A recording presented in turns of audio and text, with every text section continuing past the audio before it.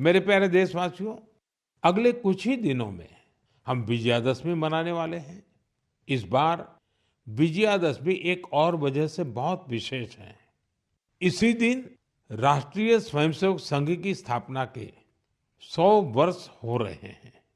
एक शताब्दी की ये यात्रा जितनी अद्भुत है, अभूतपूर्व है, उतनी ही प्रेरक है। आज से 100 साल पहले जब राष्ट्रीय स्वयंसेवक संघ की स्थापना हुई थी, तब देश सदियों से गुलामी की जंजीरों में बंधा था। सदियों की इस गुलामी ने हमारे स्वाभिमान और आत्मविश्वास को गहरी चोट पहुंचाई थी। विश्व की सबसे प्राचीन सभ्यता के सामने पहचान का संकट खड़ा किया जा रहा था। देशवासी हीन भावना का शिकार होने लगे थे।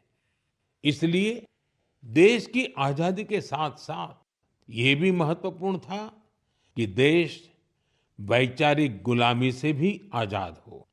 ऐसे में परम पूज्य डॉक्टर हेडगेवार जी ने इस विषय में मंथन करना शुरू किया और फिर इसी भगीरथ कार्य के लिए उन्होंने 1925 में विजयादशमी के पावन अवसर पर राष्ट्रीय स्वयंसेवक संघ की स्थापना की।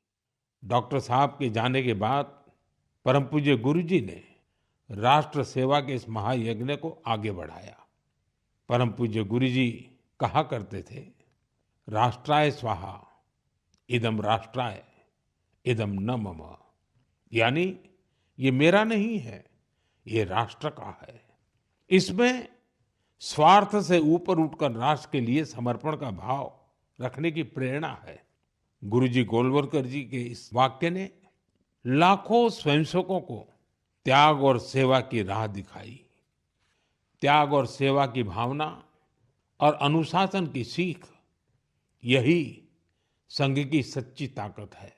आज आरएसएस 100 वर्ष से बिना थके, बिना रुके राष्ट्र सेवा के कार्य में लगा हुआ है। इसलिए हम देखते हैं देश में कहीं भी प्राकृतिक आपदाएं, आरएसएस के स्वयंसेवक सबसे पहले वहां पहुंच जाते हैं। लाखों लाख स्वयंसेवकों के जीवन के हर कर्म, हर प्रयास में राष्ट्र प्रथम, नेशन फर्स्ट की यह भावना हमेशा सर्वोपरि रहती है। मैं राष्ट्र सेवा के महायज्ञ में स्वयं को समर्पित कर रहे प्रत्येक स्वयंसेवक को अपनी शुभकामनाएं अर्पित करता हूं।